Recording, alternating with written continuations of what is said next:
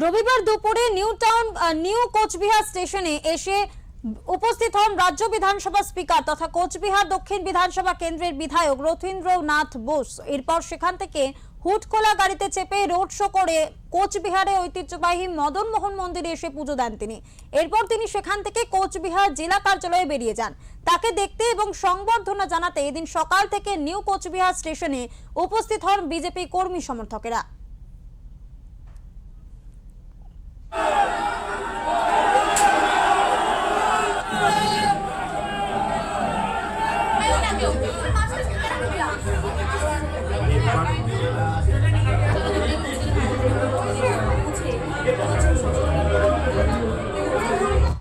কে প্রার্থী হবে এবং কে কোন দায়িত্বে যাবে সেটা উনি উপর থেকে দেখেন। উনি এবং পার্লামেন্টারি বোর্ড এবং আমাদের কেন্দ্রীয় নেতৃত্ব রাজ্য নেতৃত্বের সাথে কথা বলে আজকে দায়িত্ব দিয়েছে আমাদের স্পিকারের দায়িত্ব বিধানসভায়। স্পিকারের দায়িত্ব আমি আমার ক্ষমতা অনুযায়ী 100% দিয়ে এটা পূরণ করার চেষ্টা করি। মানুষের এক্সপেকটেশন অনেক আছে, এক্সপেকটেশন আমরা পূরণ করার জন্য চেষ্টা করব।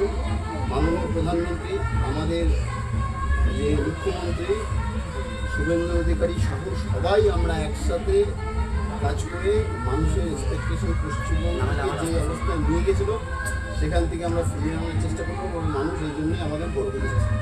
পশ্চিমবঙ্গের মানুষ যাতে সুখ শান্তিতে থাকে, তাদের প্রতি কোনো অত্যাচার না হয়, মানুষের এক্সপেকটেশন সেটা পূরণ হয়।